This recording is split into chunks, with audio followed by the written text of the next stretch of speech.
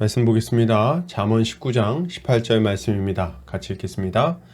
내가 내 아들에게 희망이 있은즉 그를 징계하되 죽일 마음은 두지 말지니라. 아멘. 잠언 19장 18절 아들을 징계하되 사랑으로 징계하라 라는 제목으로 말씀 보도록 하겠습니다. 신자는 자녀를 주의 말씀으로 양육하기 위해 힘씁니다. 왜요? 그것이 자녀의 인생을 가장 복되게 한다는 것을 알기 때문입니다. 그러면 이렇게 자녀를 양육할 때 주의해야 할 것은 무엇일까요?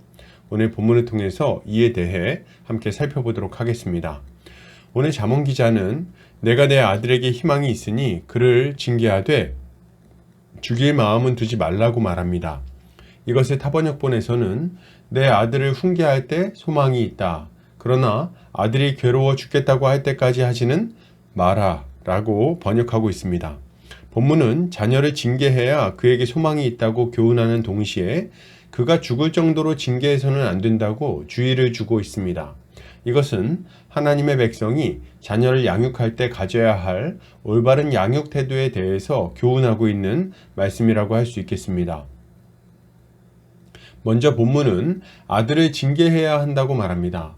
여기서 징계는 야사르라는 단어가 사용되었는데 징벌하다, 교훈하다 등의 의미를 가지고 있습니다.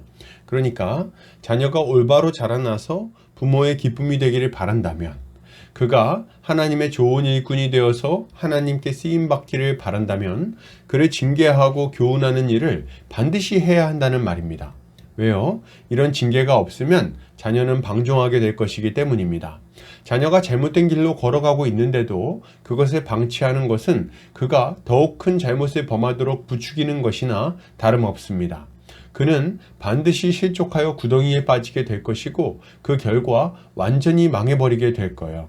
그러니 자녀가 어리석은 죄악의 길로 걸어갈 때 징계를 통해서 그것을 막아서야 하는 것입니다. 이때 어떤 분들은 말로 잘 타이르면 되지 꼭 징계를 해야 하냐고 반문할지 모릅니다. 일리가 있는 말입니다. 자녀가 부모의 훈계를 받아들이고 죄에서 돌이킨다면 얼마든지 그렇게 할 수 있겠죠. 징계는 자녀에게 고통을 주는 데 목적이 있지 않고 돌이키는 데 목적이 있기 때문입니다.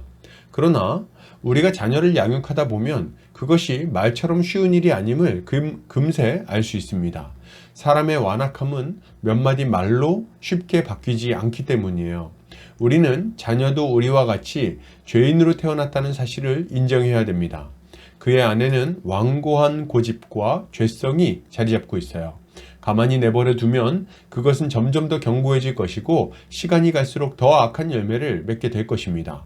그렇기 때문에 우리는 자녀가 잘못을 범했을 때 단호히 매를 들어서 자녀의 고집을 꺾고 잘못을 뉘우치게 만들어야 하는 것입니다. 이것이 하나님의 대리자로서 부모가 반드시 해야 할 일입니다. 만약 부모가 이것을 제대로 하지 못한다면 그 자녀는 돌이킬 기회를 잃어버리게 될 것이고 죄인의 길을 걷다가 완전히 망해버릴 것이 분명합니다. 그런 의미에서 다윗은 부모로서 자신의 역할을 제대로 하지 못했음을 알 수 있습니다. 다윗은 자신의 아들 암논이 그 누이 다말을 범했을 때 그것에 대해 제대로 책망하거나 대가를 지불하게 하지 않았습니다. 그 결과는 무엇이었습니까? 그는 압살롬에 의해서 죽임을 당했고 압살롬도 또한 반란을 일으켰다가 죽임을 당했어요. 또 다윗의 아들 중에는 아도니아라 하는 자가 있었습니다. 성경은 다윗이 한 번도 그를 책망하거나 섭섭하게 한 일이 없었다고 증언합니다. 결국 그는 솔로몬이 왕위에 오르는 것이 정해져 있었음에도 불구하고 교만하게 행하다가 죽임을 당하고 말았어요. 자녀들을 제대로 양육하지 않은 결과가 가장 끔찍한 형태로 찾아오게 된 것입니다. 그러므로 신자는 다윗의 예를 기억하며 자녀가 잘못된 길로 갈 때 단호하게 징계함으로 그것을 막아서야 하는 것입니다.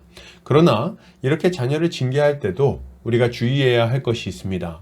그것은 바로 자녀가 죽겠다고 할 정도로 징계해서는 안 된다는 것입니다. 우리는 자녀의 잘못이나 실수를 교정하기 위해 징계를 할 때 그 일에 분노의 감정이 섞이지 않도록 주의해야 합니다. 징계의 목적이 부모의 분풀이가 되어서는 안 된다는 말이죠. 자녀를 징계할 때 감정이 섞이게 되면 적절한 징계의 선을 지키지 못해서 자녀를 학대하게 되는 어처구니 없는 잘못을 범할 수 있는 것입니다. 당연한 말이지만 이런 체벌은 자녀로 하여금 억울함과 반발심을 느끼게 만들고 교육의 효과를 현저하게 없애버립니다. 도리어 자녀를 더 엇나가도록 만든다는 거죠. 이때 과도한 체벌은 꼭 신체적 체벌만을 말하는 것이 아닙니다. 언어폭력이나 비언어적 폭력도 다 포함됩니다. 자녀의 인격을 모독하는 말을 하거나 멸시하는 눈빛으로 바라보는 것도 과도한 체벌이 될 수 있습니다.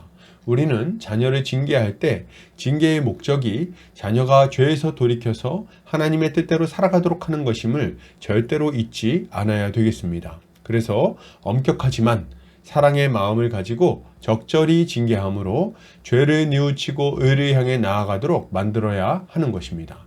이것이 신자가 자녀를 양육할 때 가져야 할 마땅한 태도입니다. 그러므로 여러분, 이것을 생각할 때 우리는 어떻게 자녀를 양육해야 할까요? 우리는 자녀를 사랑으로 양육해야 되겠습니다. 사랑으로 교훈하고 선한 길로 이끌어야 합니다. 그러나 죄의 길로 기울어질 때는 단호하게 징계하고 그 길에서 벗어나게 해야 합니다. 이때 우리는 자녀를 미워하거나 원망하거나 비난하지 않아야 됩니다. 자녀의 영혼을 진심으로 걱정하며 그가 살아나도록 하기 위해 책망해야 되겠어요.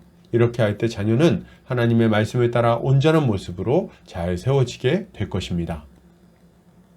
결론을 드립니다. 여러분, 자녀를 잘 양육합시다.